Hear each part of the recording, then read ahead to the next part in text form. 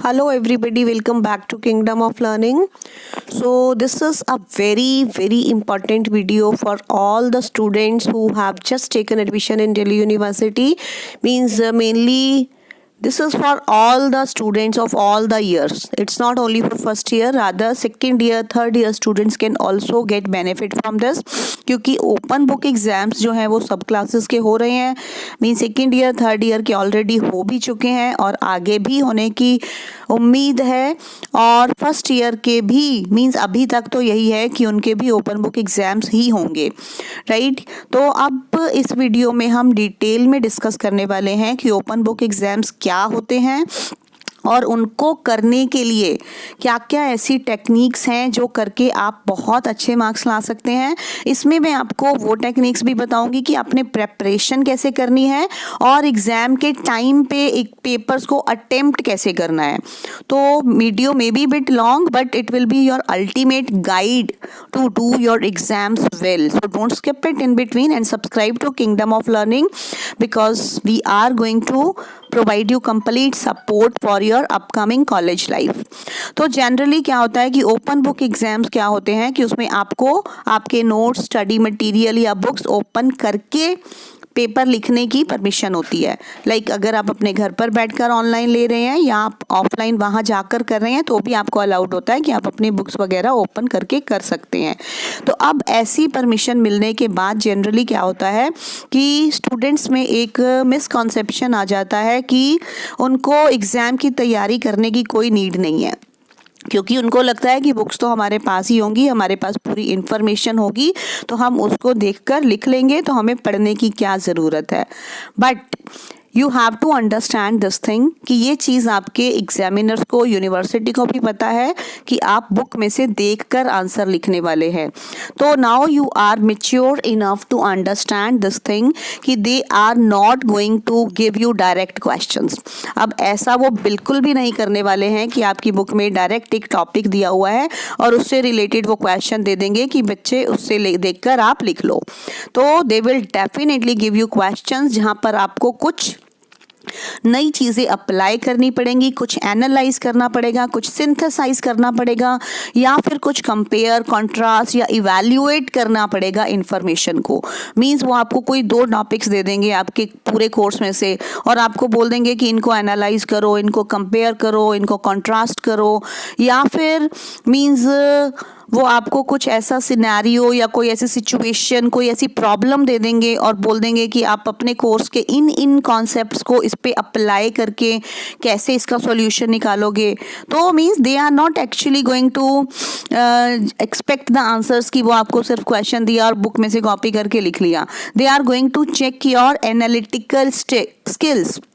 वो आपका ये देखने की कोशिश करेंगे कि आपको कॉन्सेप्ट समझ में आए भी हैं या नहीं आए हैं. तो उसके लिए आपको डेफिनेटली पढ़ना तो बुक्स को पड़ेगा ही पहले ही एग्ज़ाम से, वो आपको अभी से करना पड़ेगा. तो अब हम देख लेते हैं कि आपने एग्ज़ाम की प्रेपरेशन कैसे करनी है. मींस पढ़ना तो पड़ेगा ही. तो अब ऐसा है कि आपको कुछ रटना नहीं है बुक्स में से.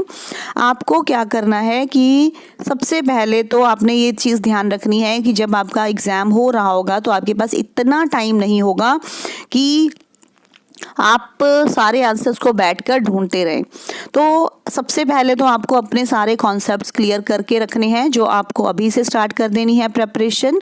फिर जब आपके एग्जाम्स पास आने वाले होंगे तो आपको अपने सारे रिसोर्सेज को ऑर्गेनाइज करके रखना है. मींस ऐसा नहीं होगा कि एग्ज़ाम के टाइम पे आप घर में भाग रहे हैं कि ये बुक कहाँ है, वो बुक कहाँ है. आपको अपने नोट्स, अपनी बुक, सब कुछ अपने पास संभाल कर रखना होगा.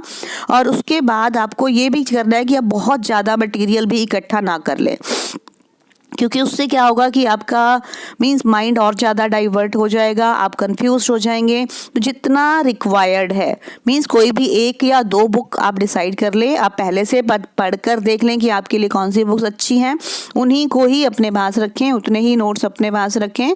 और उसके बाद आप क्या कर सकते हैं, लाइक 1 वीक और मोर बिफोर द एग्ज़ाम आप अपने की कॉन्सेप्ट्स जो है उनको स्टिकी नोट्स पर लिख कर आप अपनी बुक्स पर या अपनी टेबल पर या अपने कहीं भी आसपास जहाँ भी आपको बैठकर एग्ज़ाम करना है वहाँ पर उनको पेस्ट करके रख ले.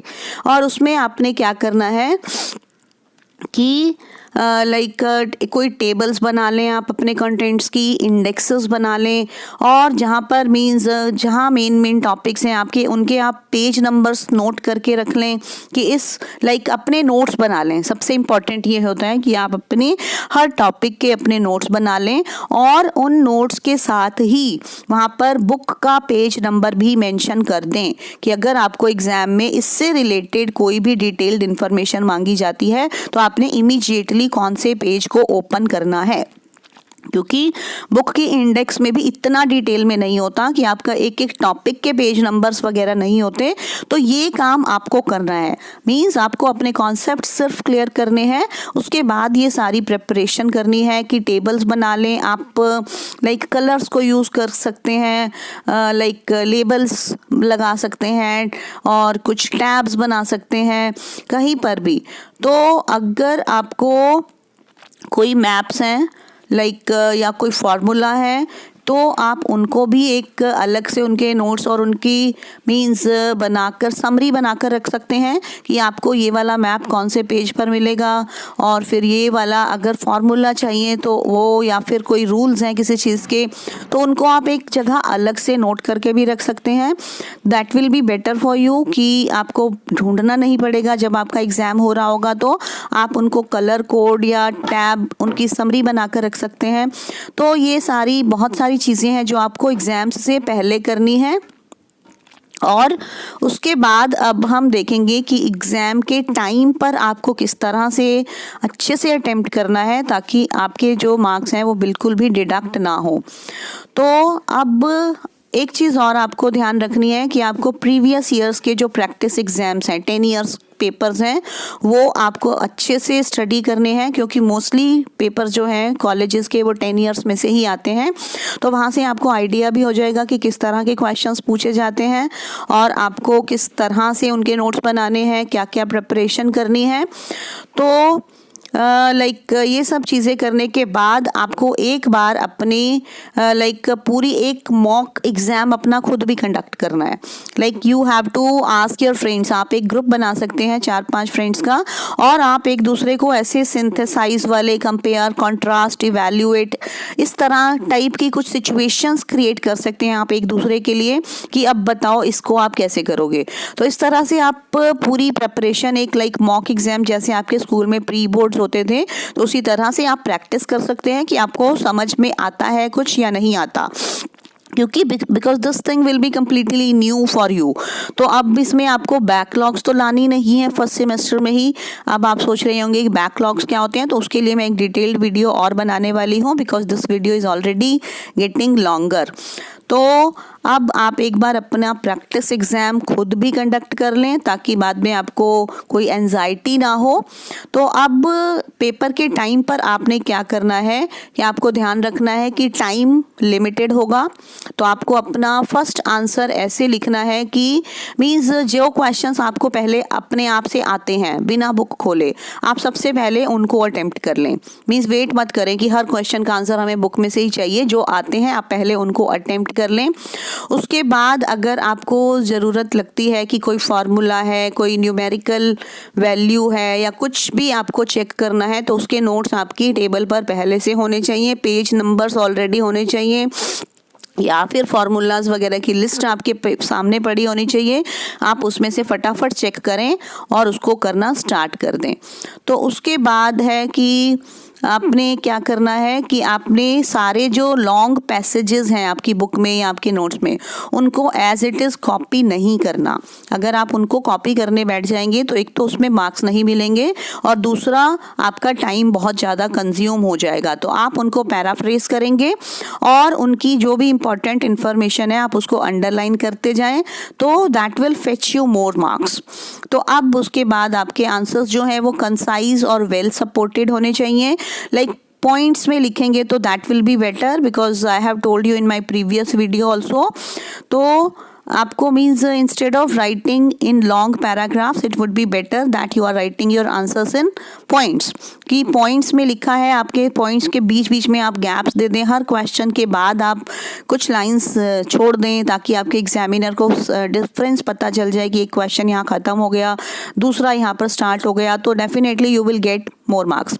उसके बाद एंड में जब आपका पेपर हो जाता है और अगर आपके पास टाइम बचता है तो आप अपने क्वेश्चंस को एक बार रिव्यू कर लें और फाइनली आप फिर उसको सबमिट कर दें। तो I think this is enough information related to your OBE and I hope कि आप इन सारी टेक्निक्स को इम्प्लीमेंट करके आप अच्छे मार्क्स लेकर आएंगे और आप कोई भी बैकलॉग्स या कंपार्टमेंट्स नहीं लाएंगे आप फर्स्ट सेमेस्टर में या किसी भी सेमेस्टर में। तो उससे रिलेटेड नेक्स्ट वीडियो है, तो you stay tuned for that and if you found the video useful give it a thumbs up also and subscribe to Kingdom of learning.